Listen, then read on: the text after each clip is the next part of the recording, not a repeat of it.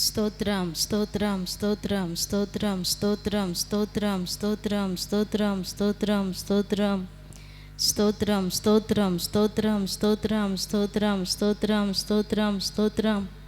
మహాపరిశుద్ధుడా, ప్రేమ కలిగిన తండ్రి, నీ కొందనాలు స్తోత్రమునైనా. గడిచిన కాలమంతా మీ రెక్కల నీడలో దాచి ఆరోగ్యం ఇచ్చి ఆయుష్కాలమును పొడిగించి ఈ పునరుద్ధాన దినమందు నీ పరిశుద్ధమైన ఘనమైన నామమును స్తుతించటానికి తండ్రి మీ సన్నిధిలోనికి మమ్మల్ని అందరిని కూడా సమకూర్చినందుకు స్తోత్రం చెల్లిస్తున్నాం. కరెంటును, సిస్టమును, వాతావరణాన్ని మీరు స్వాధీనపరచుకున్నందుకు వందనాలు చెల్లిస్తున్నాం. మందిరములో అడుగుపెట్టుచున్న ప్రతి బిడ్డను మీరు ఆశీర్వదించి దీవించండి. కూడి వచ్చిన నీ బిడ్డలందరిని బట్టి నీకు స్తోత్రం అయ్యా. ఇంకా రావాల్సిన బిడ్డలను త్వరగా తీసుకుని రండి. వారి ప్రయాణం అంతట్లో మీరు తోడయ్యుండి క్షేమంగా తీసుకొస్తున్నందుకే స్తోత్రం చెల్లిస్తున్నాం. పాటల ద్వారా, వాయిద్యముల ద్వారా మీ నామానికి మహిమ తెచ్చుకొనండి అయ్యా. నీకు స్తోత్రం నైనా. ఆరాధన ద్వారా మీరే మహిమను పొందండి. సాక్ష్యముల ద్వారా, కీర్తన భాగము ద్వారా అయ్యా మీ నామానికి మహిమ తెచ్చుకోమని ప్రార్థిస్తున్నాం. మందిరములో అడుగుపెట్టుచున్న ప్రతి బిడ్డను మీ ఆత్మ స్వాధీనములోనికి తీసుకొనండి అయ్యా. నీకు స్తోత్రమునైనా. నిన్ను స్తుతించి వారి ఆత్మతో సత్యముతో నిన్ను స్తుతించి ఆరాధించుటకు సహాయం చేయండి. మీ దాసుల నోట మీ వాక్కులను ఉంచండి. కూడి వస్తున్న ఒక్కొక్కరితో వాక్యములో నుండి మీరు మాట్లాడండి. మీరు మాట్లాడుచుండగా వినగల చెవి, గ్రహించగలిగిన హృదయం ప్రతి బిడ్డకి మీరు అనుగ్రహించి మహిమను పొందమని ప్రార్థిస్తూ, ఆరాధన ఆది నుండి అంతం వరకు మీరే అధ్యక్షులుగా, ప్రధాన యాజకులుగా, నడిపించే నాయకులుగా మా మధ్యలోనికి దిగి వచ్చి క్రమంగా మర్యాదగా జరిగిస్తూ ఉన్నందుకు నీకు వందనాలు స్తోత్రం చెల్లించుకుంటూ, సమస్త మహిమ ఘనత ప్రభావం నీకే చెల్లిస్తూ యేసు నామమున అడుగుచున్నాము తండ్రి, ఆమేన్.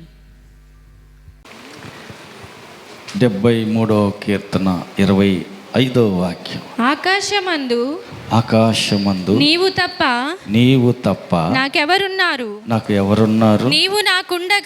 నీవు నాకు ఉండగా లోకములోనిది, ఈ లోకంలోనిది ఏది నాకు అక్కరలేదు. నా శరీరము చాలు అందులో నీరేమోడు అయినను నేను ఎల్లప్పుడూ నీ యొద్ద ఉన్నాను. నా కుడి చెయ్యి నీవు పట్టుకొని ఉన్నావు. నీ ఆలోచన చేత నన్ను నడిపించెదవు. తరువాత మహిమలో నీవు నన్ను చేర్చుకొందువు. చాలు. ఇక్కడ చదువుబడిన మాటలో చూస్తే భక్తుడు ప్రార్థనలో ఆయన అంటున్న మాట ఏమని అన్నాడు? దేవా, ఆసాపు ప్రార్థన చేస్తూ పలుకుతున్న మాట, ఆసాపు నోట మాట వస్తుంది. దేవా, ఆకాశమందు నీవు తప్ప నాకెవరున్నారు? హల్లెలూయా. ఎవరు లేరు ఆయనకి ఈ లోకంలో. భార్య, భర్త, పిల్లలు, ఇల్లు, వాకిలి, పొలాలు, గొడ్లు ఏమి లేవా?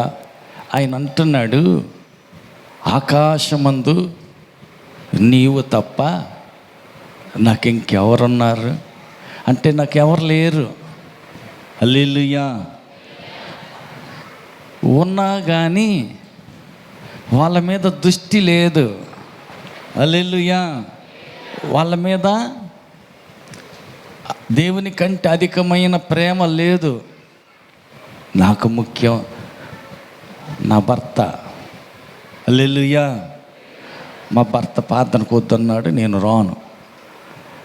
నాకు ముఖ్యం నా పిల్లలు. చదువుకుపోయి పిల్లలు ఇంటికి వచ్చారు, వండి పెట్టుకుని వాళ్ళని జాగ్రత్తగా ఎదురు కూర్చొని చూసుకోవాలి. ఇవాళ ప్రార్థనకు రాను, నాకు దేవుడు కాదు ముఖ్యం, నా కొడుకులు. హల్లెలూయా. హల్లెలూయా. నాకు 2 ఎకరాలు చేలో విత్తనం వేసుకోవాలా, చేలో పని చూసుకోవాలా, చేను ముఖ్యం. ఆదివారం ప్రార్థనకు రాదు, ప్రార్థన కాదు నాకు ముఖ్యం, పొలం ముఖ్యం.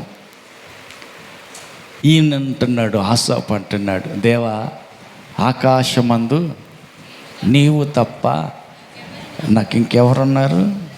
ఎవరు లేరు. హల్లెలూయా. హల్లెలూయా. హృదయం నిండా యేసయ్య మాత్రమే ఉన్నాడు.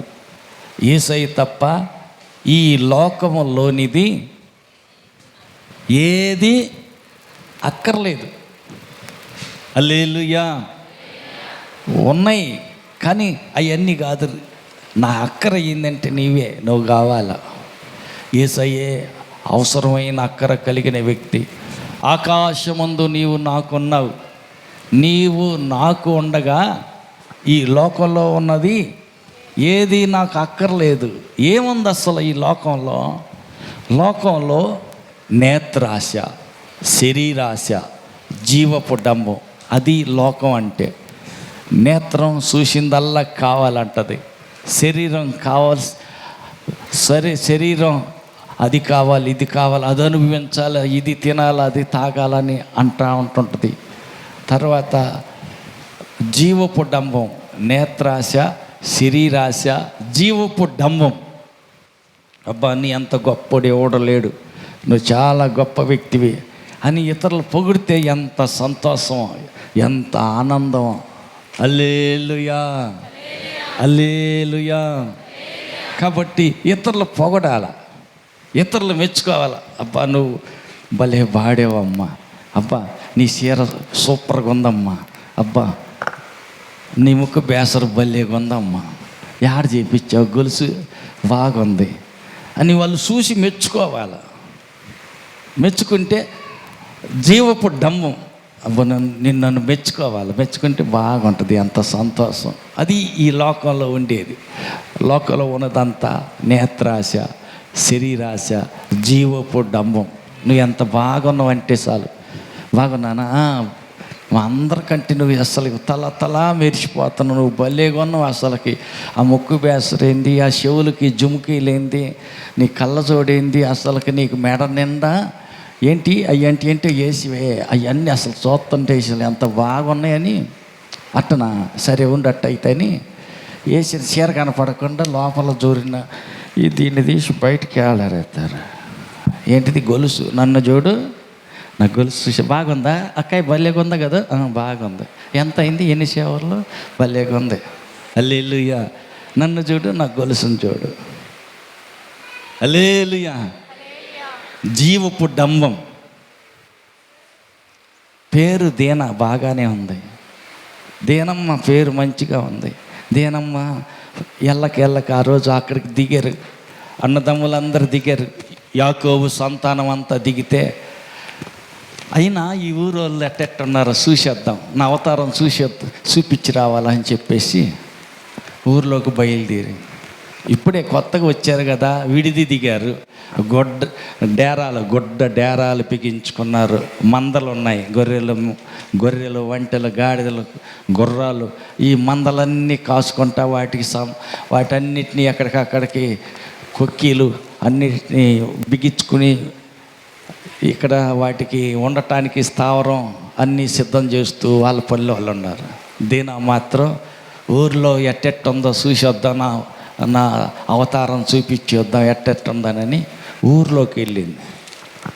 షికారుకని వెళ్ళింది. ఊర్లోకి వెళ్ళి హల్లెలూయా, ఊర్లోకి వెళ్ళి చూస్తూ ఉంది, అంత దిక్కులు చూస్తూ ఉంది.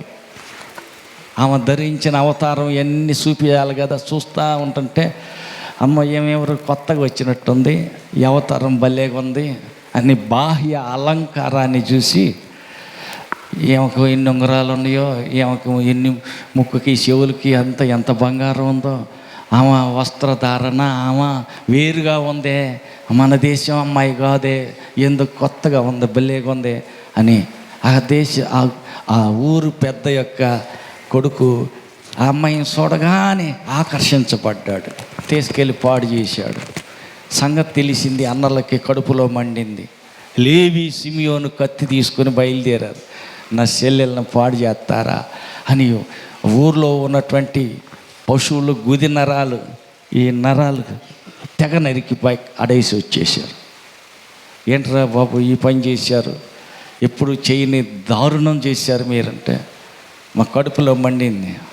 ఎందుకు మండింది? అమ్మగారు ఎక్స్ట్రా డెకరేషన్ మేకప్ వల్ల మామూలుగా వెళ్తే అంత ఇదిగా ఉండేదేం కాదు. అందుకని అలంకారం, బాహ్య అలంకారం మీకు అలంకారంగా ఉండక అంతరంగ అలంకారమే అలంకారంగా ఉండాలి. విధేయత, దీనత్వం, మంచి గుణాలు, గుణలక్షణాలే అలంకారంగా ఉండాలి. కానీ బాహ్య అలంకారం మనకి అలంకారంగా ఉండకూడదు. హల్లెలూయా. డెకరేషన్, మేకప్లు అన్నీ వేసేస్తే ఏమైందంట? పక్క వాళ్ళతో చెప్పండి. బాహ్య అలంకారం బయట వాళ్ళని ఆకర్షింపజేస్తుంది, కోతులు ఎంటబడతాయి, చీల్చి పెడతాయి. అందుకని కోతుల్ని సంతోషపెట్టి కోతులకు బలి కావాలంటే బాహ్య అలంకారం పెట్టుకో, పర్వాలేదు, అది నీ ఇష్టం. దేవుణ్ణి సంతోష పెట్టాలంటే అంతరంగ అలంకారం, అది ముఖ్యం. హల్లెలూయా. పక్క వాళ్ళని అడగండి, నీ ముక్కు పేస నీకు కనపడుతుందా చూసుకో. హల్లెలూయా. నీ చెవుకి కమ్మలు, జుమికీలు ఏంటి ఉన్నాయి, రింగులు ఏంటి పెట్టావుగా, కనపడుతుందా చూసుకో. ఎట్టున్నాయి చూసుకో. కనపడదు అంటే నీకోసం కాదుగా, కాదు కాదు, ఆ ఎదురోళ్ళు చూసి భలే ఉన్నావు అంటానికే తప్ప అంతేగా. కనపడతాయి నీకు? కనపడవు. బయట వాళ్ళకి చూపిస్తానికే. నన్ను చూడు, నా సోకు చూడు, నన్ను చూడు, నా అందం చూడు. ఏంటి నీ అందం? హల్లెలూయా. అందుకని మనకు ఆత్మీయులైన వారికి ఏది తగదంట? బాహ్య అలంకారం. అలంకారంగా ఉండకూడదు, అది మీకు అలంకారం కాదు. మరి ఏంటిదంట? సుగుణాలు. చూడండి, 1 పేతురు పత్రిక 3. సాధువైనట్టియు మృదువైనట్టియునైనా గుణమను అక్షయ అలంకారము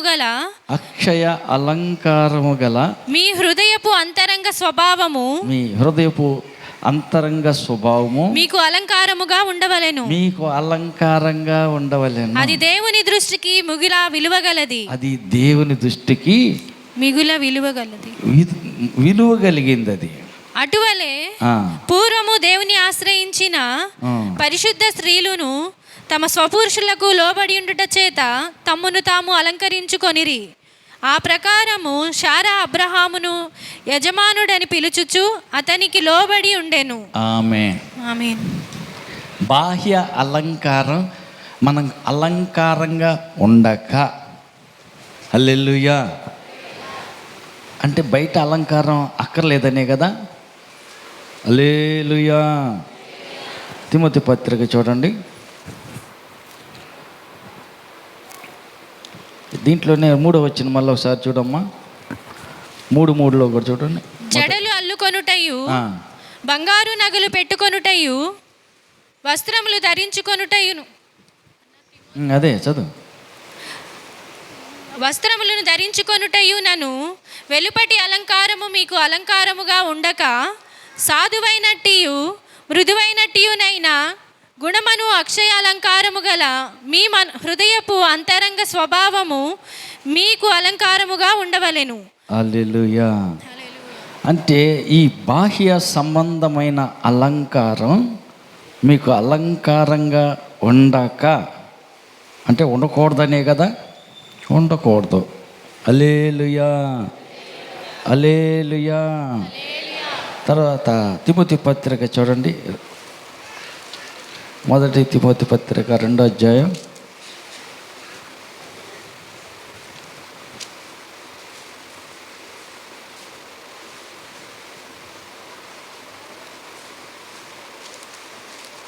8వ వచనం చూడండి.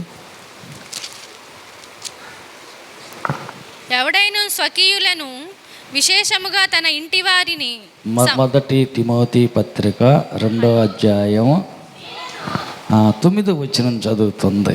చదువు.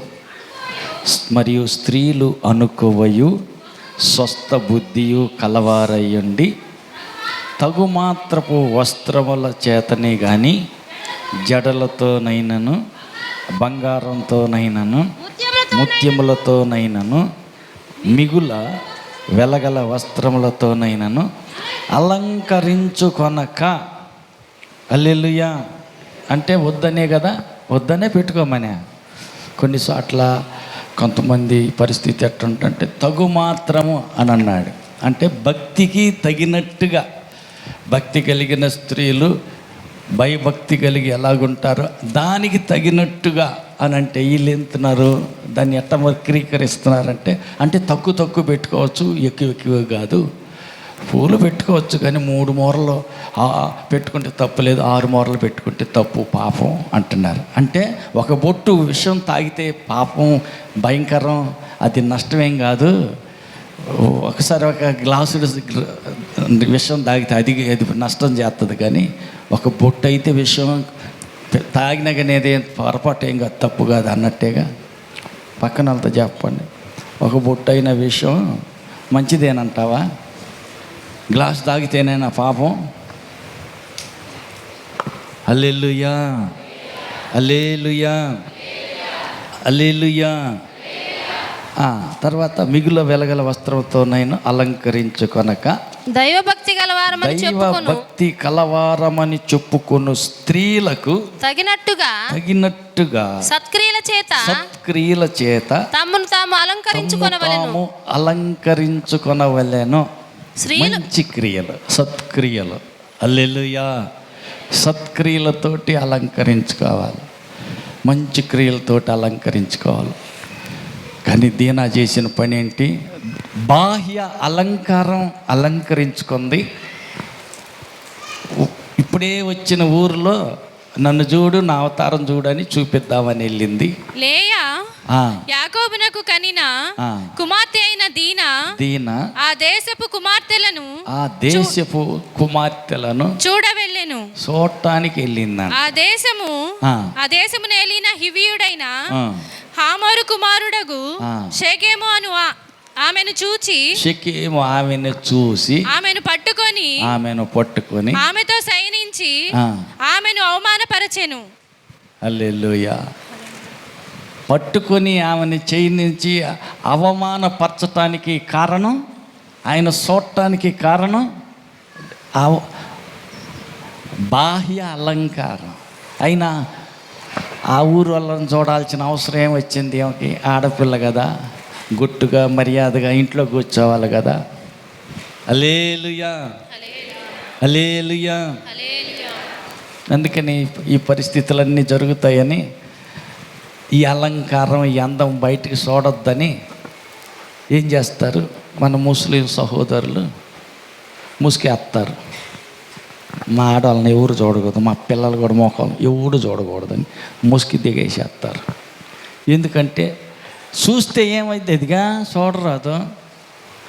చూశాడు, పట్టుకున్నాడు, పాడు చేశాడు, అవమానం చేశాడు, మిగిల్చాడు. హల్లెలూయా. ఆత్మీయులకు ఈ బాహ్య సంబంధమైన ఈ అలంకారం కాదు, అక్షయమైన అలంకారంగా ఉండాలి. ఏంటిదంట? ఆత్మ సంబంధమైన అలంకారం, సత్క్రియలు, మంచి పనులు చేయాలి. హల్లెలూయా. రెబ్కా మంచినీళ్ళు అడిగితే నువ్వు దాగు, నీ వంటెలకు పోతా అని. ఆయన మంచినీళ్ళు అడిగితే ఆయన అడక్క తలకే వంటెలకు కూడా చేది పోసింది. అది సత్క్రియ అంటారు, మంచి పని. పక్క వాళ్ళని అడగండి, మంచినీళ్ళు ఇస్తే మంచిదేనా? ఎండసామన మంచినీళ్ళు అడిగారు, ఇస్తే మంచిదేనా? చింపిరి గొడ్డలతో ఎవరో కనపడితే తీసుకొచ్చేసి బట్టలు గుట్టిపెట్టి మర్యాద చేసి అన్నం పెట్టి పంపించేది. హల్లెలూయా. చచ్చిపోయినాక జనమంతా వచ్చారు. పేతురు పాస్టర్ గారు, ఆమె చచ్చిపోతే ఆమె ఎడబాటు తట్టుకోలేవండి, ఆమె మాకు కావాలండి ఏడుస్తున్నారు. ఏంటమ్మా అంత ఏడుపు ఏడుస్తున్నారు? మీ అక్క, మీ చెల్లిల, మీ చుట్టమా? చుట్టం అంత బంధువు కంటే ఎక్కువ అండి. ఆమె బట్టలు లేని స్థితి, చింపిరి గుడ్డలతో కనపడ్డ స్థితి చూస్తే ఊరుకోదు.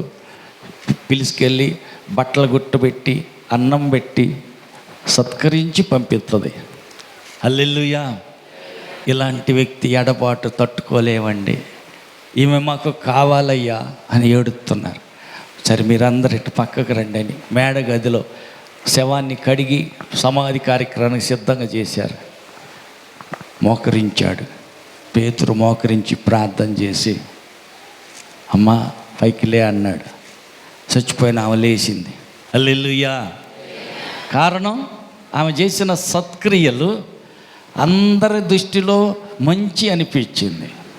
ఆయన పేతురు చేసిన ప్రార్థన, అందరు ఏడ్చిన ఏడుపు దేవుడు ఆ బిడ్డను తిరిగి మరలా కొంతకాలం బ్రతికించడానికి కారణమైంది. మంచి పనులు చేసింది. ఇట్లాంటి సత్క్రియలు చేయాల. హల్లెలూయా. సత్క్రియలు చేయాల. తెరీజా, మదర్ తెరీజా కుష్టి రోగుల్ని ఎవరు పట్టించుకోవట్లా. ఊరు వెలపల పడేసేస్తారు, ఎవరు తాకి తలుసుకోరు. సివి రసి కారుతున్న సగం గొరక తిన్న చేతులు ఏళ్ళతోటి ఉండి వాళ్ళకి ఆ సివి రసికంతా తుడిసి కట్టి వాళ్ళకి అన్నం తినిపెట్టి వాళ్ళకి స్నానాలు చేసి బట్టలు కట్టబెట్టి అన్ని పనులు చేస్తుంది. పసిబిడ్డను సాకినట్టు ఆమె అలా సాగుతుంది కుష్టి రోగుల్ని. ప్రపంచం మొత్తంలో ప్రతి దేశంలో ఆమె పేరు మారుమోగింది, మదర్ తెరీజా. హల్లెలూయా. సత్క్రియ చేసింది. హల్లెలూయా. పక్క వాళ్ళని అడగండి, నీ అలంకారం, నీ సౌందర్యం, నీ బాహ్య అందం కాదు, ఆత్మ సంబంధమైన సత్క్రియలో విధేయత అనేది అదే అందంగా ఉండునుగాక. హల్లెలూయా. హల్లెలూయా. పౌడర్ రాస్తే కాదు అందం వచ్చేది. హల్లెలూయా. ఇంకా బయట అలంకారం అన్నదే. హల్లెలూయా. బాహ్య అలంకారం అవి కాదు, బాహ్య అలంకారం కాదు, ఆత్మలో అలంకారం. హల్లెలూయా.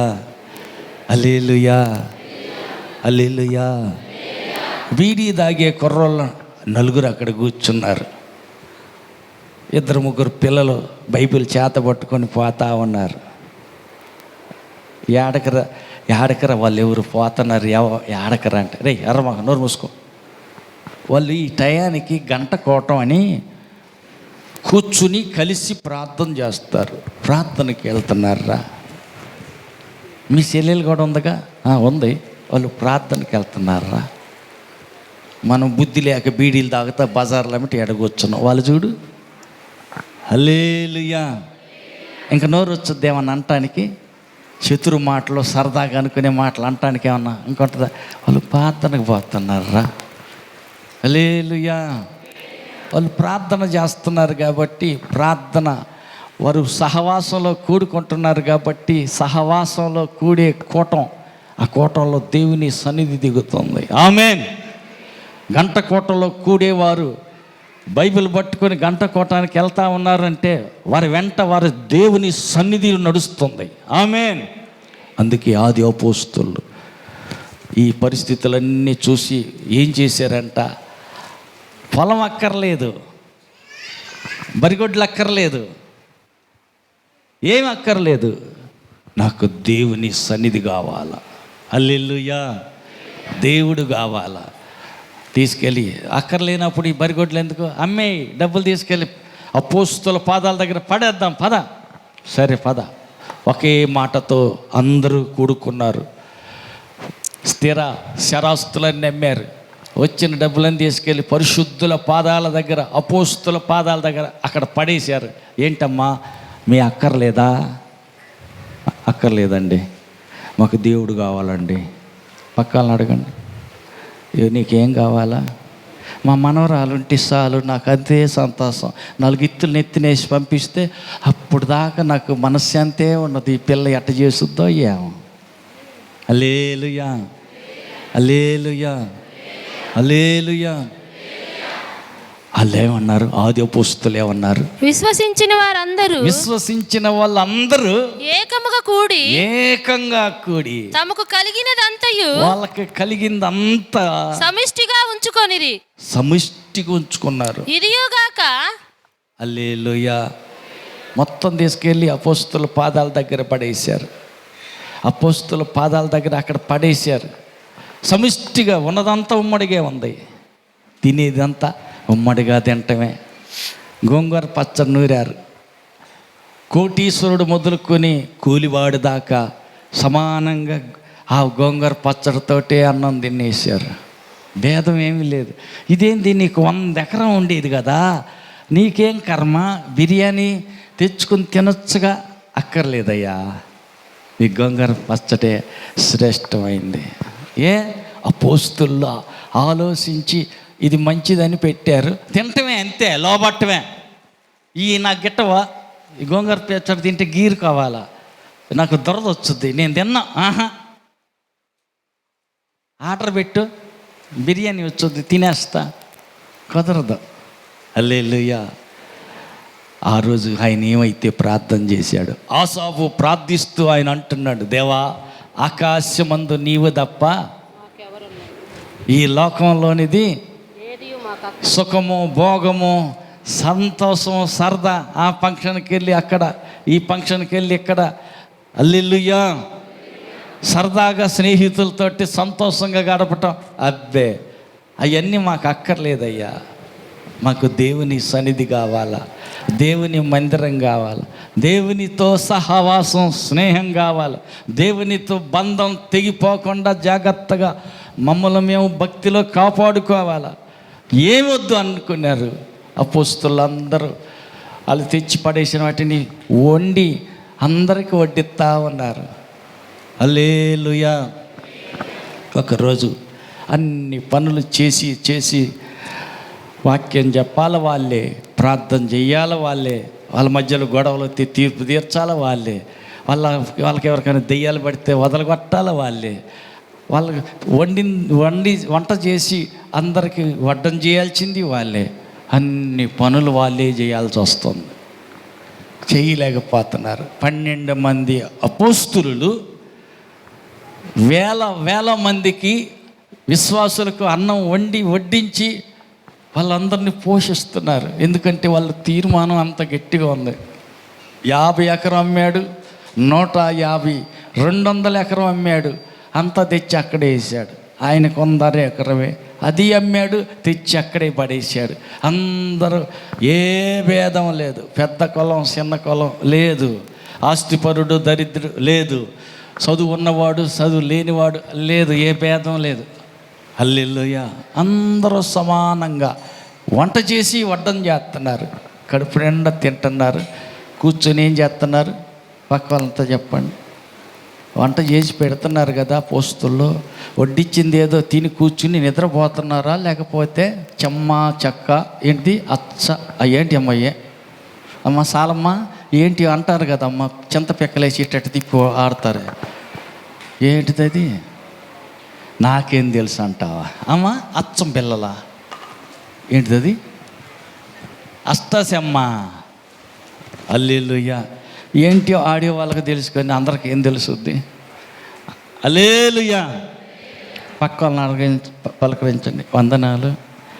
మందిరాన్ని రాపోయి కానీ ఎండలు ఎక్కువై చెమట గారిందాక విపరీతంగా గాలి లేక శీతలుగా ఉంటే మధ్యాహ్నం టప్పుడు పొద్దుటప్పుడు ఖాళీటప్పుడు టైం దొరికినప్పుడల్లా ఏం చేస్తున్నావు, పక్క అంతా కూర్చొని యేసుని గురించే చెబుతున్నావా, యేసయ్య సన్నిధిలో ప్రార్థన దించుతున్నావా. 2-3 కూడిన వారి చోట నేను ఉంటానన్న దేవుణ్ణి ప్రార్థన చేసుకుందాం రా అమ్మాయి, ప్రార్థన చేసుకుందాం రా అని కూర్చోబెట్టి 2-3 కూర్చొని ప్రార్థన చేసి దేవుని సన్నిధి దించుతున్నావా, లేకపోతే పక్క వాళ్ళని అడగండి. హల్లెలూయా. ఎన్ని గంటలు ప్రార్థన చేస్తున్నారు, సమయం దొరికింది, పక్కింటి ఆయనతోటి ఈ ఇంటి ఆయన కలుసుకున్నాడు, ఇద్దరు కలిసి కూర్చొని ప్రార్థన ఎన్ని గంటలు చేస్తున్నారు అడగండి, పక్క వాళ్ళని అడగండి. టైం దొరికినప్పుడల్లా ప్రార్థనే చేస్తున్నావా. కదిలియండి, పక్కన వాళ్ళని కదిలియండి. కదిలిపోతే ఎట్టా, వాళ్ళు ఎన్ని గంటలు చేసేది నీకేం తెలుసు, నీకంటే ఎక్కువ గంటలు వాళ్ళే ప్రార్థన చేస్తున్నారేమో. హల్లెలూయా. దేవుడు దిగి రావాలంటే, దేవునితో సహవాసం చేయాలంటే, దేవుని సన్నిధిలో ఆనందించాలంటే 2-3 కలిసి ప్రార్థన చేయాలి. నేను ఒంటరిగా చేస్తాలే అంటే చేస్తావు కరెక్టే, కసివ చేసే వాళ్ళకి నిద్ర వచ్చుద్ది, తర్వాత చేద్దాంలే అని చెప్పి పండుకుందామని పెద్దది, పండుకుంటావు. మెలికి వచ్చుద్ది, ఎవరో పిలుస్తారు, ఇక్కడ దాకా వెళ్ళొద్దరా అంటే సరే పద అని అక్కడ దాకా వెళ్తావు, అక్కడి నుంచి ఇంకొక చోటకి వెళ్తావు, అక్కడికి వెళ్ళి ఆఖరికి టైం దొరకదు, అలసిపోతావు. ఇంటికి వచ్చాక కూడా ప్రార్థనకి టైం చిక్కదు. దేవుని సన్నిధిలో అనుభవించాలి. ఈ గొడవ అంత వద్దని ఉన్నదంతా అమ్మి పరిశుద్ధుల పాదాల దగ్గర పడేసి మాకు దేవుడు చాలు, దేవుని సన్నిధి ఉంటే చాలు, దేవుని మందిరం ఉంటే చాలు, మందిరంలో కూర్చొని ప్రార్థన చేసుకుంటాం అని వాళ్ళు ప్రార్థన చేస్తున్నాడు. అందుకే ఆసాపు అంటాడు, ఆకాశమందు నీవు తప్ప మాకు ఇంకెవరున్నారయ్యా. హల్లెలూయా, హల్లెలూయా, హల్లెలూయా. ఒక ఆమె పాట పాడుతుంది, ఏంటిదంట, నీవు తప్ప మాకు ఎవరున్నారయ్యా. ఏదో పాట ఉంది కదా, పాడతావా సత్యవతి? నీవు తప్ప మాకు ఎవరున్నారని ఒక పాట ఒకటి ఉంటుంది. ఆ పిల్ల పాట పాడుతుంటే వాళ్ళ ఆయన వింటున్నాడు, ఇని మేయ్ నేను లేనా ఏంది, ఎవరున్నారు ఎవరు లేరు, నాకు ఎవరున్నారు ఎవరు లేరు అని పాడతావు ఏంది, నోరు పోయి ఆ పాట పాడేమంటే గొంతు పీసుకుతా అంటున్నా. హల్లెలూయా, హల్లెలూయా. నువ్వు లేవని కాదు, నువ్వు పోయావని కాదు సంగతి, నీకంటే ముఖ్యం దేవుడు ముఖ్యం. దేవుడు ముందు, తర్వాతనే భర్తవు నువ్వు. హల్లెలూయా, హల్లెలూయా. కాబట్టి దేవుని సహవాసం, దేవుని సన్నిధి, దేవునితో సంబంధం చాలా ముఖ్యమైనది. అది కోరుకోవాలా. హల్లెలూయా, హల్లెలూయా. కాబట్టి దేవుణ్ణి ప్రేమించి, ఇటు పక్కన మనుషుల్ని ప్రేమించి, అందరినీ సమానంగా ప్రేమించాలంటే కుదరదు. హల్లెలూయా. కొంతమంది ఒక్క భార్యతోటి ఊరేగలేక ఏమతోటి బతకటం, సంసారం కాపురం చేయటం చాలా కష్టంగా ఉందిరా బాబు, ఏమైనా వదిలించుకుంటే పోద్ది అన్నట్టుగా అవుతుంది. హల్లెలూయా. ఎందుకంటే వాళ్ళు పెట్టే టార్చర్కి, వాళ్ళు అనే మాటలకి, వాళ్ళు పెట్టే అగసాట్లకి తట్టుకోలేక బెదర్లు అల్లాడిపోతున్నారు. మీరు కాదులే, మీరు అందరు మంచోళ్ళు. మీ ఆయన రాగానే వచ్చి రాగతాలకే గేటు దగ్గరికి తీసుకెళ్ళి మంచీలు తాగు మామయ్య అని మంచీలు ఇచ్చే అంత మంచోళ్ళు. హల్లెలూయా, హల్లెలూయా. ఆయన అడిగిన దాకా ఉండరు, అడక్క తలకే అన్నం వండా, లే కాలు చేతులు కడుక్కో, ఇగో కడుక్కో, నీళ్ళు తోడా, టవల్ పెట్టాను, బట్టలు వేసాను, అన్నీ చేశాను. మరి నీళ్లు తోడిన దాని నీళ్లు పోసుకోవటానికి లోట జగ్గు కూడా పెట్టావు, అన్నీ పెట్టా మావయ్య. హల్లెలూయా, హల్లెలూయా. నీళ్ళు పోసుకొని అలసిపోయి వచ్చాడు కాబట్టి, వస్తే తలకు సౌరు పెట్టి కడుపు నిండా కూడి పెట్టి, ఎంత ప్రేమో. పక్కన అడగండి, అట్టాగే చూస్తున్నావుగా మీ ఆయన్ని, అడిగిందాకుండగా అడక్క తలకే టైం అయింది, ఏళ్ళకి టైం అయింది, ఉడికింది, రా కూర్చో, టైం అయింది, అన్నం తినని పెడతావుగా, ఏళ్ళకి అన్నం పెడతావు కదా. హల్లెలూయా. మీరు ఎంత మంచోళ్ళో. హల్లెలూయా. కానీ భర్త కంటే, భార్య కంటే, పిల్లల కంటే, పొలం కంటే, అన్నిటికంటే ప్రధాన స్థానంలో మన హృదయంలో ఎవరు ఉండాలంట? యేసయ్య ఉండాలి. హల్లెలూయా, హల్లెలూయా. దేవునికి ప్రథమ స్థానం ఇవ్వాలి. పక్కన అడగండి, నీ హృదయంలో ప్రథమ స్థానం ఎవరికి ఉంటుంది? మీ కొడుకేనా, మీ కూతురికేనా, మీ బరిగొడ్లకేనా? హల్లెలూయా. నువ్వు ఎన్నిసార్లు అన్నా ఫోన్ చేసి అడుగు, ఎక్కడున్నావు, ఏంటి సంగతి అంటే, అమ్మో వాళ్ళు దేన్ని ప్రేమిస్తారో, పొలాన్ని ప్రేమిస్తే పొలంలోనే ఉంటారు, అక్కడే నిద్రపోతారు పాప. హల్లెలూయా. పిల్లల దగ్గర ప్రేమ ఎక్కువ ఉంటే పిల్లల కోసమే. హల్లెలూయా. వాళ్ళ పిల్లలే ఇంక ధ్యాస, ఇంక దేవుడు లేదు దెయ్యం లేదు, తీసి పక్కనే. ముందు పిల్లలు ముఖ్యం. పిల్లలు ఏమనుకున్నాం అసలు, మా పిల్లలు అంటే బంగారం. హల్లెలూయా, హల్లెలూయా. దేవుని కంటే ఎక్కువ ఎవరిని ప్రేమించమాకు. ఈ లోకంలో ఉన్న దేనిని ఎక్కువగా ప్రేమించమాకు. దేవునికి ప్రథమ స్థానం ఇవ్వు. హల్లెలూయా. దేవుడే ప్రథమ స్థానంలో నీ హృదయంలో ఉండునుగాక. ఒకరోజు అబ్రహామా, నువ్వు ప్రేమిస్తున్నావే, ఆ ఒక్కగానొక్క కొడుకు నేను నీకు చూపించే మోరియా పర్వతంలో ఒక దాని మీద తీసుకెళ్ళు, అక్కడ నాకు బలి అర్పించు అన్నాడు. ఉలిక్కి పడ్డాడు. అంటే దేవుడి కంటే ఎక్కువ మా కొడుకుని ప్రేమిస్తున్నా. నిజమే. మొన్నటి దాకా ప్రథమ స్థానం దేవుడికే ఇచ్చా. ముందు స్థానంలో, హృదయంలో మొదటి స్థానంలో దేవుడే ఉండేవాడు. ఇప్పుడు ఏమైంది? కొద్దిగా తేడా వచ్చింది. కొడుకునిచ్చి నేను తప్పు చేశానా ఏంటి? 25 ఏళ్ళ తర్వాత అయినా మాట తప్పకుండా వాగ్దానం నెరవేరుస్తూ ఇస్సాకునిచ్చా. ఇచ్చి పొరపాటు చేశానా ఏంటి? ఇతని గురి తప్పింది, ఇతని ధ్యాస తప్పింది, ఇతని ప్రేమ ఎక్కడ ఎంత ఉండాలో కొలతలు తేడా వచ్చింది, మార్పు వచ్చింది. హల్లెలూయా. నాకు రావలసిన ఘనతను నేను ఎవరికి ఇచ్చేవాడిని కాదు. అందుకని నాకు ఇవ్వవలసిన స్థానం కొడుకుకి ఇస్తున్నావు, అందుకని అతన్ని చంపేసేయి అని డైరెక్ట్గా కాక ఇండైరెక్ట్గా అంటున్నాడు. నీ కొడుకుని బలి ఇవ్వు అన్నాడు. శారమ్మ గారు అన్ని సర్దు కొడుకుని బలి అడిగాడు. తీసుకెళ్ళి బలి ఇచ్చొస్తా అని చెప్పాడమ్మా. చెప్పాడు శారాకి. చెప్పాల. ఎందుకని? ఆమెకు ప్రేమ ఎక్కువ కదా. 9 ఏళ్ళు మోసింది. ఆ తర్వాత ఎన్ని నెలలు సంకనేసుకుంది. ఆ తర్వాత ఆ కొడుకు గురించి ధ్యాస, ధ్యానం, ప్రేమ. ఆయనే అంత ప్రేమించాడంటే కొడుకుని ఎంత ప్రేమ! అమ్మో, నా కొడుకు బలి ఎత్తున్నాడు, అయ్యో ముసలాయన ఎద్దయ్యా, నీ కాళ్ళు మొక్కుతా, నీ పొట్టకు దండం పెడతా, నీ తలకాయకి మొక్కుతా అని ఎన్ని గోల్ చేసేదో కదా. అందుకని ఆమెకేం చెప్పలా. పని వాళ్ళని పిలిచాడు. 2 గాడిదలు రెడీ చేయమన్నాడు.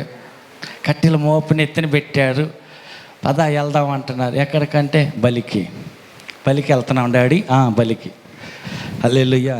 సగం దూరం పోయాక కొడుకు పెరిగి పెద్దోడయ్యాడు కదా. అంటే పెళ్ళిడికి వచ్చాడు. ఎన్నేళ్ళు వచ్చినాయి? 40 సంవత్సరాలు అయితే పెళ్ళి. అప్పుడు 40 ఏళ్ళకి ఇప్పుడు ముసలోళ్ళు అయిపోతారు. 3 మనవరాళ్ళు, 4 మనవాళ్ళు కూడా ఉంటారు 40 ఏళ్ళకి. అప్పట్లో పెళ్ళిడు వచ్చింది. అప్పుడే పిల్లోడికి పెళ్లి కొడుకుని చేయాల్సిన వాడిని పెళ్లి కొడుకుని చేసి తీసుకెళ్ళి ఏం చేస్తున్నాడు? కాలు చేతులు కట్టేసేసి బలిపీట మీద పెట్టేస్తాడు. దారిలో గుర్తు వచ్చి ఆలోచించి, డాడీ కట్టెలు ఉన్నాయి, కత్తి ఉన్నాయి, అన్నీ ఉన్నాయి, కానీ బలి పశువు ఏది అని అడిగాడు. ఏమేం కావాలో తెలుసు కదా, బలి కొత్త కాదు కదా. అబ్రహాం పలుసార్లు బలి అర్పిస్తూ ఉంటాడు. చూస్తూ ఉన్న కొడుకు గనక బలి పశువు ఏది డాడీ అని అన్నాడు. ఇప్పుడు ఏం చెప్పాలి కొడుక్కి? నువ్వేరా బలి పశువు అంటే పారిపోతాడేమో. హల్లెలూయా. నేను రాను పో అని అంటాడేమో. లేదు, అట్టేం కాదు. యెహోవా అబ్రహాము ఈరే ఆయన చూసుకుంటాడులే అంటున్నాడు. అబ్రహాము నా కుమారుడా దేవుడే దహన బలికి గొర్రె పిల్లను చూచుకొనని చెప్పాను. గొర్రె పిల్లని ఆయనే చూసుకుంటాడులే అయ్యా.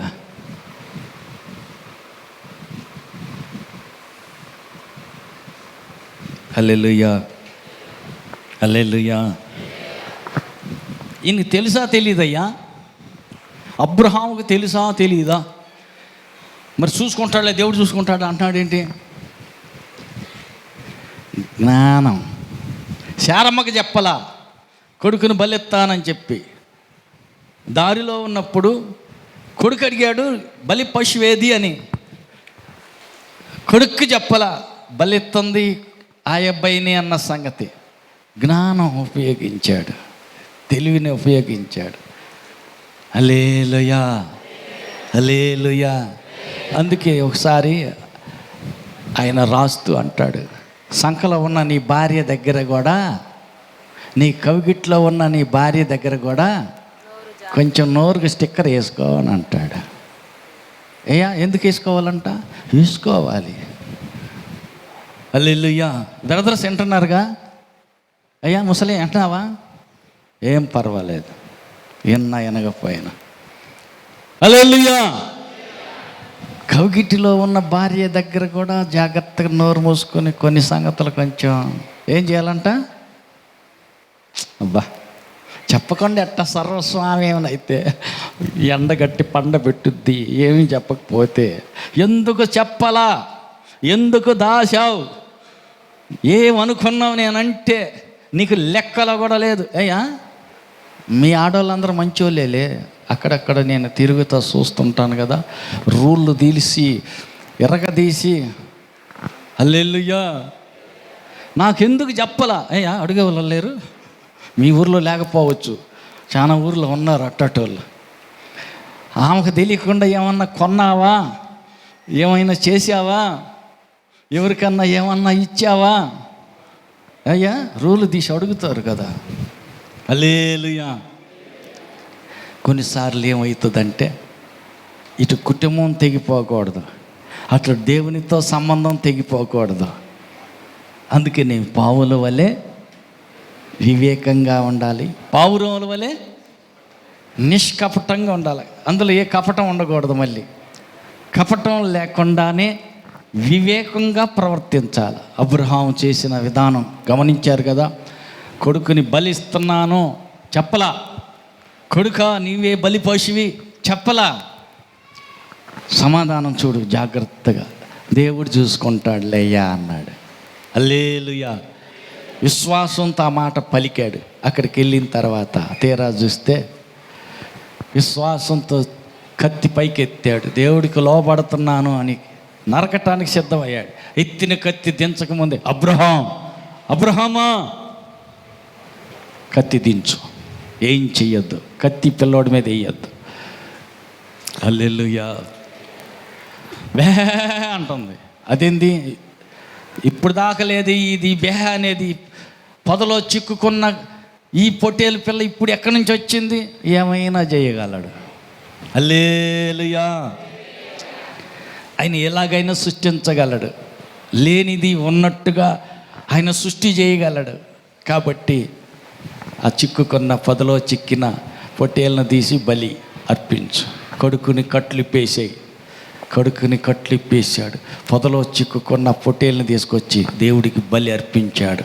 అప్పుడు ఆయన అన్నమాట, ఇందు మూలంగా నీవు నాకు భయపడేవాడవని నాకు తెలిసింది. హల్లెలూయా. మరుసటి రోజు ఇస్సాకుని నిన్న ప్రేమించినట్టు మళ్ళీ ఇవాళ రోజు నుంచి ప్రేమిస్తాడా? అంత ప్రేమిస్తాడా? ప్రేమించగలడా? ఎందుకని?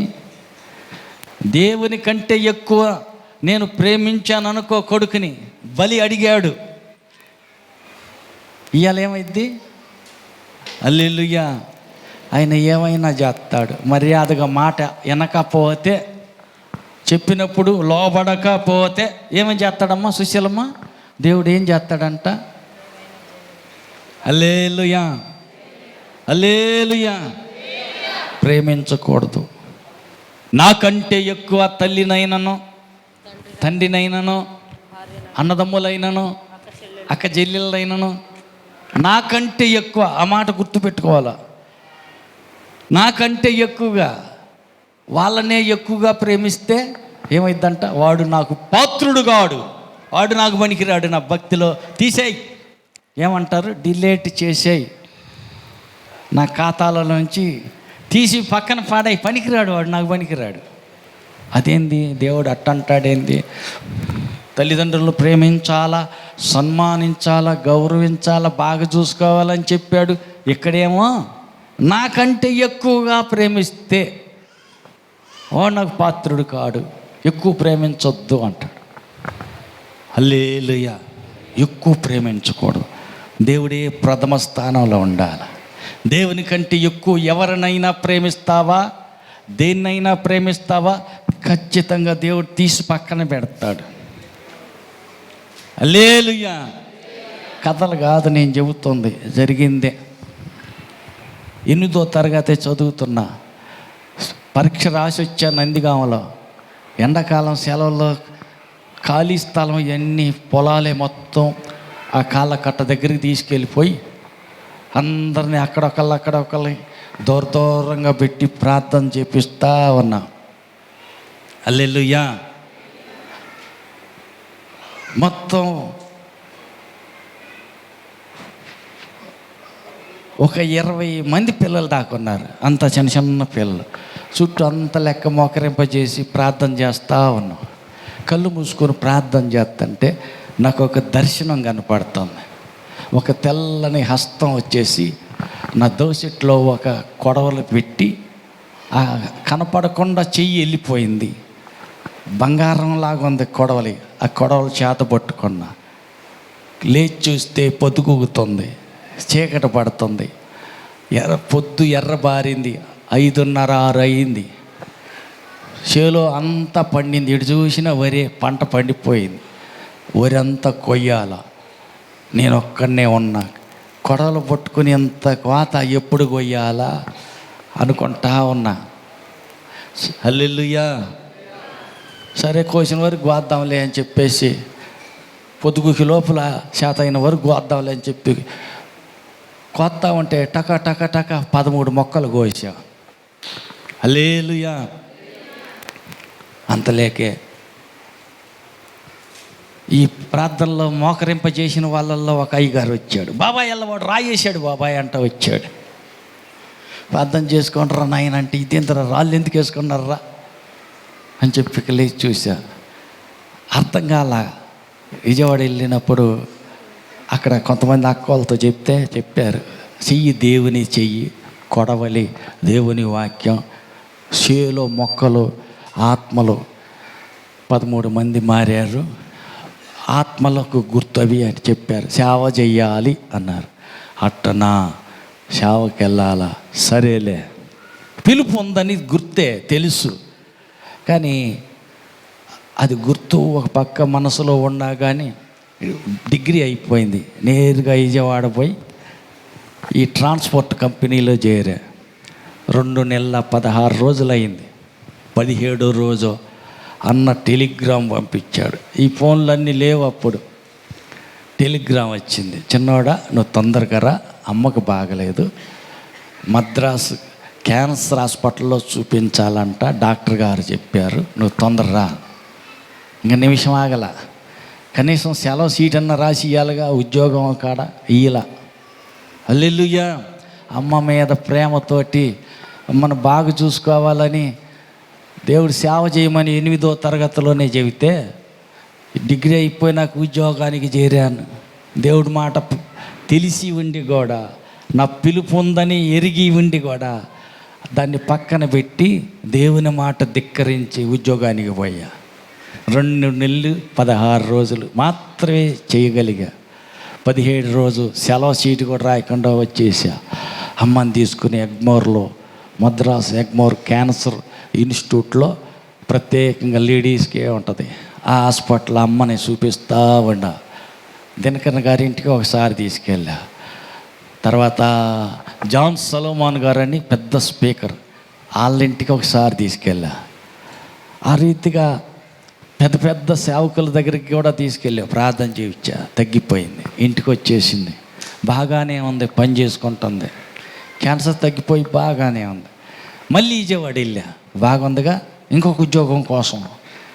బుద్ధి రాలా. మళ్ళీ ఉద్యోగం ఎందుకు? అమ్మను బాగా చూసుకోవాలంటే డబ్బులు కావాలంటే ఉద్యోగం చేయాలి. మరి పిలుపు పగులేమో ఉద్యోగం చేసి రాత్రిపూట అప్పుడు చూద్దాం, సేవ ఏడన్నా వాక్యం ఏడన్నా పోయి చెప్పొద్దాం, సొంత ఐడియాలు అనమాట. అటు కుదరదులే అని చెప్పి మళ్ళీ ఎతుకుతూనే ఉన్నాను. ఎక్కడ దొరకలా ఉద్యోగం, మళ్ళీ దొరకలా. అది ఎప్పుడో ఊడిపోయింది, తీసేశారు. 2 నెలలు మద్రాసులో ఉన్న హాస్పిటల్లో ఉద్యోగం పోయింది. ఇప్పుడు ఎట్టా చేయాలా? మళ్ళీ అమ్మ బాగుంది కాబట్టి చూద్దాం, వేరే డ్యూటీ ఉద్యోగం అని ఎతుకుతా ఉంటే సెకండ్ టైం మళ్ళా క్యాన్సర్ వచ్చింది. ఈసారి గుంటూరు హాస్పిటల్లో చూపించాను కానీ తగ్గల. అమ్మ చనిపోయింది.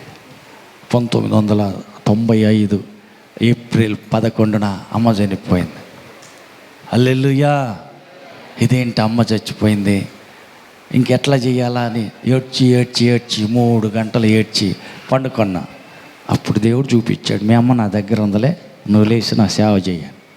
హల్లెలూయా. అప్పుడు లోపడ్డా. ట్రైనింగ్ ఎక్కడంటే మద్రాసు కాదు, హైదరాబాద్ కాదు, మధ్యప్రదేశ్. దేవుడు చూపించినట్టే హైదరాబాదు, మద్రాసు అని నేను అనుకున్న ట్రైనింగ్. దేవుని చిత్త ప్రకారం మధ్యప్రదేశ్కి వెళ్ళటం జరిగింది. 3 ఏళ్ళు ట్రైనింగ్ అయిపోయింది. హల్లెలూయా. మధ్యలోనే దేవుడి నిర్ణయం, దేవుని పిలుపు, దేవుని దర్శనం. మట్టి మట్టిలో గలపాలని చూశాడు. ఎవరు? శత్రువు సాతాను. అన్నం తినేసాం,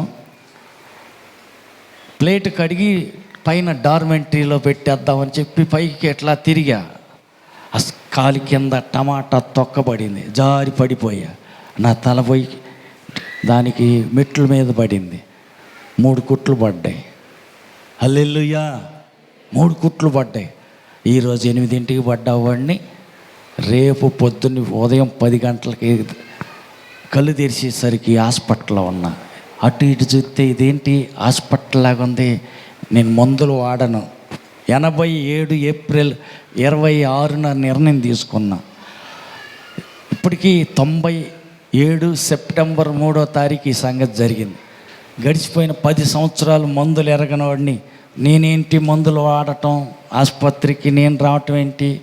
నాకు ఆశ్చర్యం అనిపించింది. కళ్ళు తెరిచి చూస్తే నా పక్కన రాజారావు అనే ఒక కుర్రోడు ఉన్నాడు, గుడివాడ దగ్గర కుతరవల్లి. ఏం రాజా, నన్ను ఎక్కడికి ఎందుకు తెచ్చావంటే, నువ్వు పడ్డావు, తలకు దెబ్బ తగిలింది, అందుకని తీసుకొచ్చాం. నిన్న ఉదయం 8ంటికి పడ్డావు, ఇప్పుడు 10 అయింది. 15 సెలైన్లు మాత్రమే ఒంట్లోకి ఎక్కినాయి, కానీ ఒక్క ఇంజెక్షన్ వేయలేదు. ఇంజెక్షన్ వేద్దామని నర్సు వచ్చింది. ఆ 3 నర్సులో మన చర్చిలో ఉంటుంది మిరియాం అని, ఆ నర్సు కూడా వచ్చింది. ఇంజెక్షన్ చేస్తానికి దగ్గరికి వచ్చింది.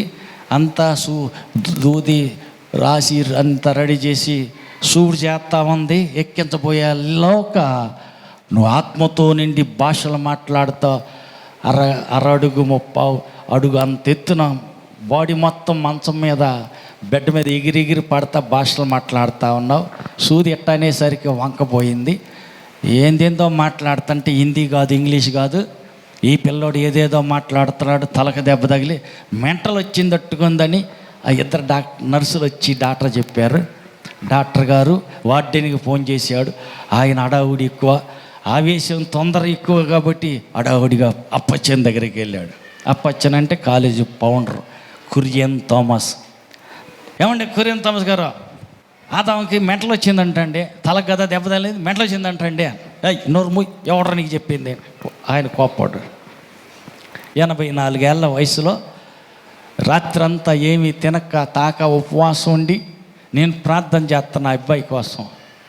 26 ఇప్పటికి ఇన్ని సంవత్సరాల్లో 42 బ్యాచీలు వెళ్ళిపోయినాయి. ట్రైనింగ్ అయిపోయింది, ఆ బ్యాచ్ వెళ్ళిపోయింది. ఇంకొక ట్రైనింగ్ అయిపోయింది, ఇంకొక సంవత్సరం ఇంకొక బ్యాచ్ వెళ్ళిపోయింది.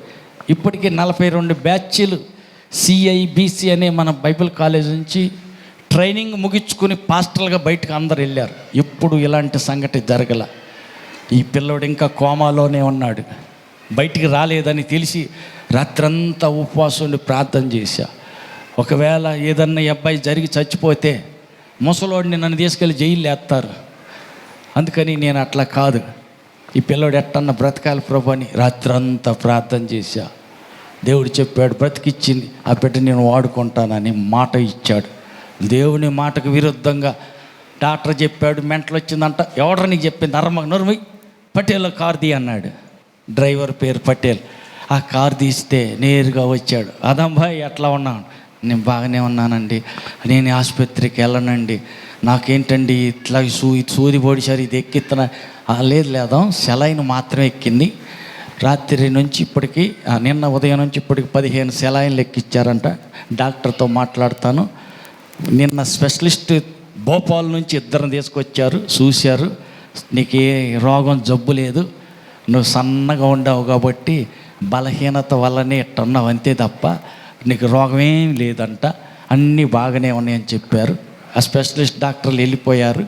తర్వాత ఏదో ఒక ఇంజెక్షన్ చేయమని చెప్పి పంపించారు. ఆ ఇంజెక్షన్ చేస్తానికని వచ్చినప్పుడే నీకు స్పృహలోకి రావటం జరిగింది. భాషతో నిండి అన్య భాషలు మాట్లాడావంట. నర్సు గారు కూడా చెప్పాడు. నేను డాక్టర్తో చెప్పి డిశ్చార్జ్ చేపిస్తాను, నువ్వు ఇంటికి వద్దు.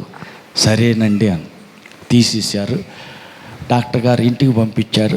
2 వారాల రెస్ట్, క్లాస్కి పోనీయద్దు, రెస్ట్ తీసుకొనియండి, ఆయనకి తిండి పెట్టండి అన్న. సాజీ మామన్ ఒక అతను ఉండేవాడు, కేరళ నుంచి వచ్చినటువంటి లెక్చరర్. ఆదాం బ్రదర్ నువ్వు నీసు తినవు. డాక్టర్ గారు చెప్పారు, గుడ్డు పాలు ఏమన్నారు నీకు. కాదండి, నీసు అనేది రానియనండి. 10 సంవత్సరాలు 15 ఏళ్ళు అయిపోయింది ఇప్పటికీ. అసలు ఏ నీసు నేను వాడను, గుడ్డు కాదు, ఏ నాన్ వెజ్ ఏది తినను, ఆ వాసన తగిలితేనే వాంతి అవుతుందండి. అంటే కాదు, డాక్టర్ గారు చెప్పారు, ఇంత సన్నంగా ఉండటానికి కారణం నువ్వు తింటలేదు, తినాల్సిందే. హల్లెలూయా. బలవంతం చేశారు. 4 సార్లు వాంతి అయింది. చికెన్ అనో మటన్ అనో కొంచెం జ్యూస్ ఇస్తూ ఉంటుంటే తినట్టు పడిపోయింది. 5వసారి మెల్లిగా సెట్ అయింది. అట్టట్ట వేట మాంసం, కోడి మాంసం, చేపలు. హల్లెలూయా. నిదానంగా అట్టట్ట అలవాటు అయిపోయింది. చేపలు స్టార్టింగ్ ఎక్కడయ్యా అంటే కుదరవల్లి, కెల్లా లక్ష్మి అని కంసాలీలు. వాళ్ళు వాస్తవానికి నాన్ వెజ్ నీసు వాడరు. అట్టట్ట ఆమె వాళ్ళ కొడుకు నాకులాగే నల్లగా ఉంటాడంట. బైబిల్ కాలేజీకి వెళ్ళాడు. ఈ కామెరలో పసికల్లో అయినాయి. దాని మీదట అక్కడ ఏదో నీసు తిన్న కారణం చేత ఆ అబ్బాయి చనిపోయాడు. అచ్చం నా కొడుకు నీకులాగానే ఉంటాడయ్యా అని చెప్పి ప్రేమతో తీసుకెళ్ళిపోయి అన్నం పెడితే, ఏంటక్క ఇదంటే చేపల కూర.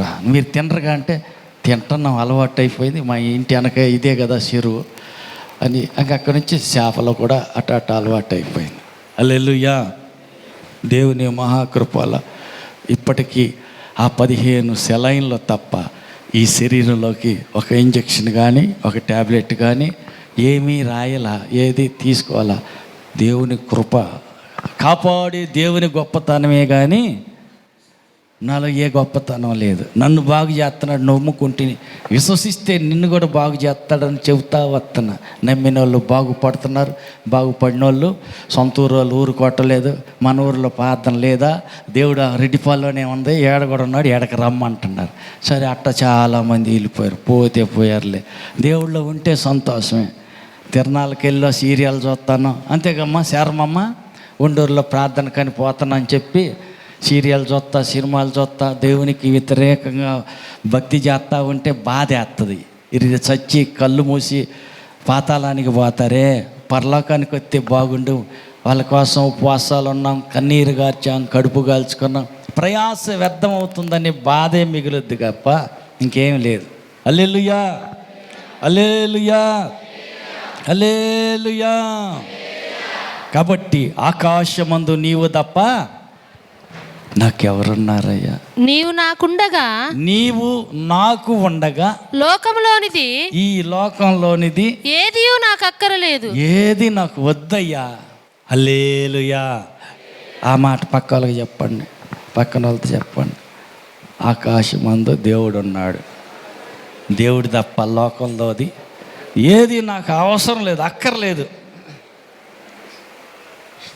అడగండి. సీరియల్ అక్కర్లేదుగా, ఫంక్షన్లు అక్కర్లేదుగా. హల్లెలూయా. నలుగు పాటలు పెళ్ళిళ్ళ కాడ నలుగు, ఇంకా అవన్నీ అక్కర్లేదుగా. ఏంటి సౌండ్ రాట్లా?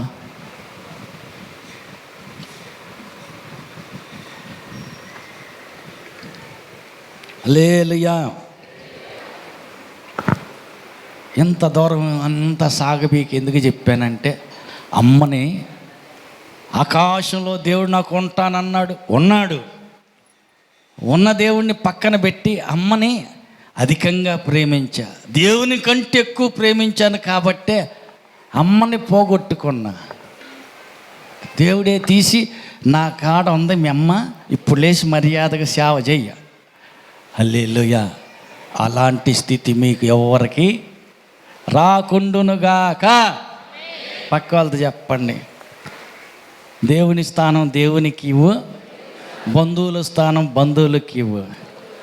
దేవుడు తర్వాతనే ఇంకెవరైనా ఏదైనా. హల్లెలూయా, హల్లెలూయా. కాబట్టి దేవుణ్ణి ప్రేమించుదాం, ఆయన హత్తుకుని ఉందాం, ఆయన సన్నిధి అధికంగా ఆశించుదాం. ఆయన సన్నిధి దిగి రావాలంటే 2-3 కూడుకుందాం. 2-3 కూడుకొని కలిసి ప్రార్థన చేద్దాం. అప్పుడు ఆయన సన్నిధి నిత్యంగా మన మధ్యకి దిగుతుంది. ఆమేన్. ఆయన సన్నిధిలో అనుభవించటం అలవాటు పడితే నువ్వు ఇంకేది ఆశపడలేవు. రుచి మరిగితే దేవుణ్ణి విడిచిపెట్టలేవు. దేవుని సన్నిధిలో దొరికే ఆనందం అది వేరుగా ఉంటుంది. తిన్నోడికి తెలుసు గారె రుచి, తిననోడికి ఏం తెలుసు? పక్క వాళ్ళని అడగండి. రుచి చూసి తెలుసుకో దేవుడు ఎంత గొప్పోడో. హల్లెలూయా, హల్లెలూయా, హల్లెలూయా. దేవుని సన్నిధి రుచి మరుగు, ఇంకెవడ చెప్పనక్కర్లా. గట్టిగా అతుక్కుపోతావు. పాదం ఫంక్షన్కి రామని ఎంత లాగినా నేను రాను పో. నువ్వు ఎంత బీకు 10 మంది బట్టి లాగు, జలగాల గట్టిగా దేవుని సన్నిధిలో అతుక్కుపోతావు. నేను రాను అంటావు. హల్లెలూయా, హల్లెలూయా, హల్లెలూయా. నువ్వు చెప్పావంటే మాత్రం చంపేస్తావు. యేసుని గురించి మాట్లాడావంటే సాగు కొడతాం. అంటే ఆయన అంటున్నాడు, అయ్యలారా, దేవుడి మాట వినటం కంటే మీ మాట ముఖ్యం. వినటం అంత ముఖ్యమా? మీ మాట గొప్పదా, దేవుడి మాట గొప్పదా? వాళ్ళ మాట వాళ్ళకి అప్పగించాడు. అంటే మేము చూసింది, మేము విన్నది చెప్పకుండా ఉండలేము, ఉండముగాక. కాబట్టి మేము మౌనంగా ఉండం, మేము చెప్పేది. అందుకు ఆయన అంటాడు, ఇకను జీవించినది నేను కాదు, క్రీస్తే నాలో జీవిస్తున్నాడు. నేను యేసుక్రీస్తుతో కూడా సిలువ వేయబడి ఉన్నాను. కాబట్టి పాత ఆదాం సిలువ వేయబడ్డాడు. ఇప్పుడు కొత్త ఆదాం. ఇప్పుడు జీవించేది నేను కాదు, నా జీవితం కాదు, అది క్రీస్తు జీవితం. ఆయనే నాలో జీవిస్తున్నాడు. ఇప్పుడు ఎవరు కనపడాలి? యేసయ్య కనపడాలి, నేను కనపడాలా? నేను వెనక్కి తగ్గాలా, ఆయన ముందుకు నెట్టాలా? నన్ను నేను తగ్గించుకోవాలా, ఆయన హెచ్చించాలా? హల్లెలూయా. పక్క వాళ్ళతో చెప్పండి, దేవుని హెచ్చించు, నిన్ను నీవు తగ్గించుకో. నా వెనక వచ్చేవాడు నాకంటే శక్తివంతుడు. ఆయన చెప్పుల వారును కూడా విప్పటానికి యోగ్యుడు కాదు అని ఎవరన్నారు? బాప్తిస్మం ఇచ్చి యోహాను అంటున్నాడు. చెప్పులు వారు విప్పటానికి కూడా నేను తగినోడిని కాదు. తను తాను తగ్గించుకున్నాడు, యేసయ్యని హెచ్చించాడు. హల్లెలూయా. కాబట్టి మనం తగ్గవలసి ఉన్నది, యేసయ్య హెచ్చవలసి ఉన్నది. ఆయన్ని హెచ్చించుదాం. మనం మరుగునుండాలి, యేసయ్యని ముందుకు నెట్టాలి. ఆయన కనపడాలి, మనం కాదు కనపడేది. హల్లెలూయా. కాబట్టి ఆయన్ని హెచ్చించుదాం, ఆయన్ని ముందు పెడదాం, ఆయన గణపరచుదాం, ఆయన తోడుండేటట్టు చూసుకుందాం. ఆమేన్. ఆయన తోడు లేకపోతే ఏమీ చేయలేవు. హల్లెలూయా. నీవు నాకు ఉండగా ఈ లోకంలోది ఏది నాకు అక్కర్లేదు. ఇక నువ్వు జీవించువాడును నేను కాదు, యేసు క్రీస్తే నాలో జీవిస్తున్నాడు. ఈ జీవితం నాది కాదు, యేసయ్యదే. హల్లెలూయా. కాబట్టి ఆయన ఆసాబు అంటున్నాడు, ఆకాశమందు నీవు తప్ప నాకు ఇంకెవరున్నారయ్యా? ఎవ్వరూ లేరు అంటున్నాడు. హల్లెలూయా, హల్లెలూయా. కాబట్టి ఈ లోకంలో మనకి ఏది అక్కర్లా. ఆది అపోస్తులు అంటున్నారు, దేవుని సన్నిధి కావాలా, దేవుని సహవాసం కావాలి, దేవుని మందిరం కావాలా, దేవుడు మాకు కావాలా. ఈ ఆస్తి అంతస్తులు అక్కర్లేదు, అన్నీ అమ్మి ఇక్కడ తెచ్చి పడేస్తాం. వాళ్ళ తీర్మానం గొప్పది. అందుకే ఎప్పుడు ఏ పొద్దు ప్రార్థన జరుగుతూనే ఉంటుంది. వాళ్ళు మందిరంలో కూర్చొని ప్రార్థన చేస్తూనే ఉంటారు. ముసలమ్మ ముచ్చట్లకి ఛాన్స్ లేదు, తెగక ప్రార్థన చేస్తున్నారు, ఇంటింటా రొట్టె విరుస్తున్నారు. ప్రతిరోజు తెగకుండా వాళ్ళు చేస్తున్నటువంటి ప్రార్థనలో, రొట్టె విరుచుటలో, సహవాసంలో, దేవుని సన్నిధిలో వాళ్ళు గడిపే దాన్ని బట్టి ఏం జరిగిందంట? అద్భుతాలు జరుగుతున్నాయి, సూచక్రియలు జరుగుతున్నాయి, సచ్చిన వాళ్ళు బ్రతుకుతున్నారు, అద్భుతాలు మహత్కార్యాలు జరుగుతుంటే పక్కన చూసే వాళ్ళందరికీ భయం హడలెత్తిపోయింది. అమ్మో, ప్రార్థనలు వాళ్ళ జోలి వద్దురా, మనకు వాళ్ళ జోలికి పోవద్దురా. అమ్మో, ఎన్ని అద్భుతాలు జరుగుతున్నాయి. దేవుడు వాళ్ళ మధ్యలో ఉన్నాడు, దేవుడు వారికి తోడు అయి ఉన్నాడు, దేవుడు వారి లోపల ఉన్నాడు, అందుకే కార్యాలు జరుగుతున్నాయి. అంతే కదా అంటాడు ఆయన. నికోదేము వచ్చి అంటాడు, యేసు ప్రభువా, నీ ద్వారా జరుగుతున్నటువంటి ఈ కార్యాలు దేవుడు అతనికి తోడై ఉంటేనే జరుగుతాయి, కానీ దేవుడు కానీ తోడు లేడనుకో ఎవడి తరం కాదండి ఇట్లాంటి అద్భుతాలు జరిగించటం. అంటే దేవునికి తోడున్నాడని నికోదేము యేసయ్యను గూర్చి ఒప్పుకుంటున్నాడు.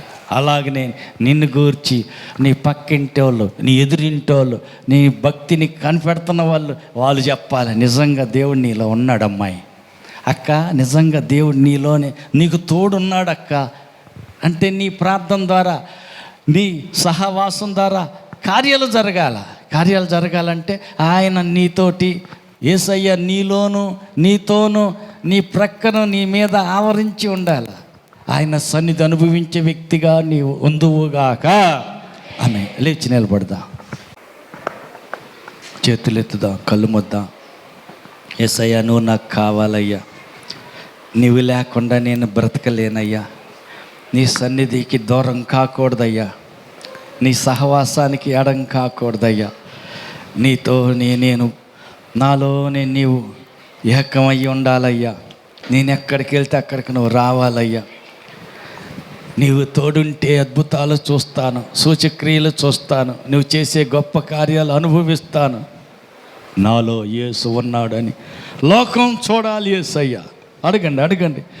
నేను ఎక్కడికి వెళ్ళిన ఒంటరి దాన్నిగా కాదు, ఒంటరి వాడిగా, దిక్కులేని వాడిగా కాదు, నీవు నాతో కూడా ఉన్నావని, నాతోటి యేసు నీవు వచ్చావని లోకం చూసేటట్టు విశేషమైన అద్భుతాలు, సూచక్రియలు, మహత్కార్యాలు జరిగించండి దేవా. నేను నీకు ఇష్టుడిగా, నీ దృష్టికి నిర్దోషిగా దేవా, నీతో సహవాసానికి సరైన వ్యక్తిగా, తగిన వానిగా దేవా, యోగ్యునిగా, నీవు నాలో నివసించేదానికి యోగ్యునిగా నేను బ్రతకటానికి నేర్పించయ్యా. నీకు అయిష్టమైనది నాలో ఏదన్నా ఉంటే తీసివేయ్యా, నాలో నీకు నచ్చనిది ఏదైనా ఉంటే దాన్ని తీసివేయి ప్రభువా. పరిశుద్ధుడు నేను లోకంలో ఉన్నప్పుడు నేను పరిశుద్ధుడిగా ఎలా జీవించాలో జీవించి చూపించాను కాబట్టి మాదిరిగా పెట్టుకొని నా అడుగు జాడల్లో నన్ను వెంబడించమన్నావు. నా గొర్రెలు నా స్వరాన్ని వింటాయి, అవి నన్ను వెంబడిస్తాయి అని చెప్పిన నీ లేఖన ప్రకారం నీ స్వరాన్ని వింటూ నిన్నే వెంబడిస్తూ అడుగడుగు నీ మాట ఆలకించి నువ్వు చెప్పిన దాని ప్రకారం చేసి సూచక్రియలు, మహత్కార్యాలు, అద్భుత కార్యాలు, గొప్ప విశేషమైన కార్యాలు జరుగుట నేను కళ్ళారా చూడాలి, చెవులారా వినాలి, నేను అనుభవించాలి. నా జీవితంలోనే నువ్వు చేసే గొప్ప కార్యాలు నేను అనుభవించే భాగ్యం నాకు దయచేయి ప్రభా. నీ నుంచి నన్ను దూరం చేసేది అది ఏదైనా ఎవరైనా నాకు అక్కర్లేదయ్యా, నీవు కావాలి, నీ సన్నిధి నాతో రావాలి. నాకు ఎడబాటు చేసేది అది ఏదైనా నాకు వద్దయ్యా, నువ్వు నాకు కావాలి సయ్యా. అడుగుదాం, ప్రార్థన చేద్దాం. దేవుని సహవాసం, దేవుని సన్నిధి తోడు రాకపోతే ఎన్ని ఉన్నా అంత వ్యర్థమే. కాబట్టి ఆయన తోడు కావాలి, ఆయన సన్నిధి రావాలి, ఆయన సహవాసం కావాలి. ఆయనతో నీకు విడదీయలేని బంధం, విడదీయలేని సంబంధం ఆయనతో నీకు కావాలి. ప్రార్థన చేద్దాం. పౌలు వలె శ్రమ అయినను, కరువైనను, ఖడ్గమైనను, వస్త్రహీనతైన, ఉపద్రవమైనను యేసయ్య ఏది నీ నుంచి నన్ను వేరు చెయ్యజాలదని భక్తుడు పలికినట్టు ఏదొచ్చినా సరే నిన్ను విడిచిపెట్టనయ్యా, నీ పాదాలు వదిలిపెట్టనయ్యా. నీతో నాకు సహవాసం కావాలి, నీతో సంబంధం కావాలి. క్షణక్షణం నాతో మాట్లాడు యేసయ్యా, నువ్వు నాతో మాట్లాడు. నీ దాసుడు ఆలకిస్తున్నాడు, మాట్లాడు. నీ మాట చొప్పున నెరవేరుస్తాను, నువ్వు చెప్పినట్టే చేస్తాను, నువ్వు చూపించే మార్గంలో నేను నడుస్తాను. నా కుడి చెయ్యి పట్టి నన్ను నడిపించయ్యా, నడవవలసిన మార్గంలో నడిపించయ్యా, సత్యమైన సర్వసత్యంలోకి నన్ను నడిపించయ్యా. అడుగుదాం, నోరు తెరిచి అడుగుదాం, ప్రార్థన చేద్దాం. నీవు నాకు కావాలయ్యా, నీవు లేకపోతే నా జీవితం వ్యర్థమయ్యా. నీ సన్నిధి నాతో కూడా ఉండాలి ప్రభువా. సహాయం చేయండి ప్రభువా. నీ నుంచి దూరం చేయజూసే ఏ దుష్ట శక్తికి, ఏ దుష్ట ఆలోచనకు లోబడక, ఎడం కాక, నీ నుంచి వేరుగాక, నీ సన్నిధికి దూరం కాక, నీతో నేను, నాతో నీవు, మనం కలిసి ఉండాలయ్యా, మనం కలిసి ఉండాలయ్యా, మనం కలిసి ఉండాలయ్యా. నీది నా జీవితం కాదయ్యా, నీవే నాలో జీవిస్తున్నావు. నేను నీతో కలిసి జీవిస్తూ మనం ఏకమై జీవించాలి. యేసయ్యా, మనం ఏకమై జీవించాలి. మనం ఇద్దరం ఒకటే. రాబాకాశా నీతి లేబేకే రే మేషదురా సమాన సదీకే సదోరోబో లిపి రాబాకాశా ధీరేబేకే తోలోరోకో నామా షిదిరా అసాదికే లేమేడేరేకే సమంతునామా సదీబిరే జదలా రాబాకాశంటిలేరే బేలికో దోరో సమా సదేకే సిమిలేరే బేకే తోలోరోను Zubarabaka nasadi sedekete mele ravaka sudorono ziyaravaka samantuna vasibi delereke sadara rasika hallelujah rekene sadi sorubara bande kenemesha hari kesidile rebeke sidila ravaka tsoribi kararasika hallelujah hallelujah hallelujah hallelujah hallelujah hallelujah hallelujah hallelujah Hallelujah, hallelujah, hallelujah, hallelujah, hallelujah, hallelujah, hallelujah, hallelujah, hallelujah, hallelujah, hallelujah, hallelujah, hallelujah, hallelujah, hallelujah, hallelujah. నీ నుంచి వేరై నేనేమి చెయ్యలేనయ్యా, నీవు నాకు కావాలి యేసయ్యా. అడుగుదాం, ప్రార్థన చేద్దాం. నీవు నాతో రావాలి యేసయ్యా. నీవు లేకుండా నేను ఒంటరిగా బ్రతకలేనయ్యా. హల్లెలూయా, హల్లెలూయా. అడుగుదాం, ప్రార్థన చేద్దాం. నీవు నాతో రావాలి యేసయ్యా.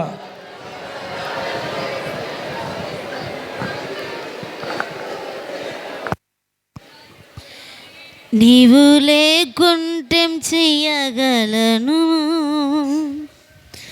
నీవు రాకుంటే గడికెళ్ళను. నీవు నాతో ఉండాలి, నేను నీతో ఉండాలి. నీవు నాతో ఉండాలి, నేను నీతో ఉండాలి. యేసయ్యా, యేసయ్యా, యేసయ్యా, యేసయ్యా, యేసయ్యా, యేసయ్యా, యేసయ్యా, యేసయ్యా. నీవు కుంటెం చెయ్యగలను, నీవు రాకుంటే గడికెళ్ళను. ఆకాశం వైపు చూస్తున్నా, నాకు ఆధారం నీవేనని. ఆకాశం వైపు చూస్తున్నా, నాకు ఆధారం నీవేనని. నా కాపరి నీవయ్యా, నా ఊపిరి నీవయ్యా. నా కాపరి నీవయ్యా, నా ఊపిరి నీవయ్యా. యేసయ్యా, యేసయ్యా, యేసయ్యా, యేసయ్యా, యేసయ్యా, యేసయ్యా, యేసయ్యా, యేసయ్యా. నీవు లేకుంటేం చెయ్యగలను, నీవు రాకుంటే గడికెళ్ళను. నీవు లేకుంటేం చెయ్యగలను, నీవు రాకుంటే గడికెళ్ళను. నీవు నాతో ఉండాలి, నేను నీతో ఉండాలి. నీవు నాతో ఉండాలి, నేను నీతో ఉండాలి. యేసయ్యా, యేసయ్యా, యేసయ్యా, యేసయ్యా యేసయ్యా యేసయ్యా యేసయ్యా యేసయ్యా. ఆమేన్. దయాళుడైన దేవానికి స్తోత్రాలు. కుడి వచ్చిన నీ బిడ్డలందరిని బట్టి నీకు వందనాలు. ఆకాశమందు నీవు తప్ప మాకెవరున్నారయ్యా? మీరు నాకు తోడై ఉండగా ఈ లోకంలోనిది ఏది నాకు అక్కరలేదని చెప్పే బిడ్డలుగా నీ బిడ్డలందరినీ నిన్ను హత్తుకొని నీతో ఏకమై నిన్ను మాత్రం కలిగి ఉండేవారిగా ఆశీర్వదించమని ప్రార్థిస్తున్నాం. ఆది అపోస్తలులు కూడా నాకు దేవుడు కావాలి, దేవుని సన్నిధి కావాలి, దేవుని మందిరమే కావాలి, ఆస్తి స్థిరాస్తులు అక్కర్లేదు, మాకు బలగాలు బంధువుల ఫంక్షన్లు అవి అటన్నిటికంటే ముఖ్యమైనది నీ సన్నిధిని సమస్తాన్ని విడిచి నీ పాదాల వద్ద ప్రత్యేకించబడిన వారై రొట్టె విరుచుట యందు, ప్రార్థన చేయుట యందు, సహవాసమందు ఎడతెగక ఉన్న కారణాన వారి ద్వారా విశేషమైన అద్భుతాలు జరిగాయి. నూతన ఆత్మలు చేర్చబడుతూ ప్రతి దినము కొత్త ఆత్మల సంఘంలో చేర్చబడుతూ సంఘం విస్తరించింది. సంఘం వెల్పల వారికి భయము వణుకు పుట్టింది. నీ సన్నిధి అక్కడ ఉన్నదని, నిత్యముగా దేవుడు వారి మధ్యలో ఉన్నాడని జరుగుతున్న కార్యాల ద్వారా వారు కల్లారా చూడటం జరిగింది. ఆ రీతిగా నీ బిడ్డలో ఒక్కొక్కరిని స్థిరపరచండి, విశ్వాసంలో బలపరచండి, భక్తి జీవితంలో అభివృద్ధి పరచండి. సాతాను కార్యాలను ఎదిరించి జయించువారిగా, ఆత్మీయంగా ఎదిగి ఫలించువారిగా స్థిరపరిచి నడిపించమని ప్రార్థిస్తున్నాం. కూడి వచ్చిన ప్రతి ఒక్క బిడ్డను దీవించండి, రాలేకపోయిన బిడ్డలను క్షమించండి. బిడ్డల చదువులో తోడై ఉండండి. పరీక్షలు రాసిన పిల్లలకు జయం అనుగ్రహించండి.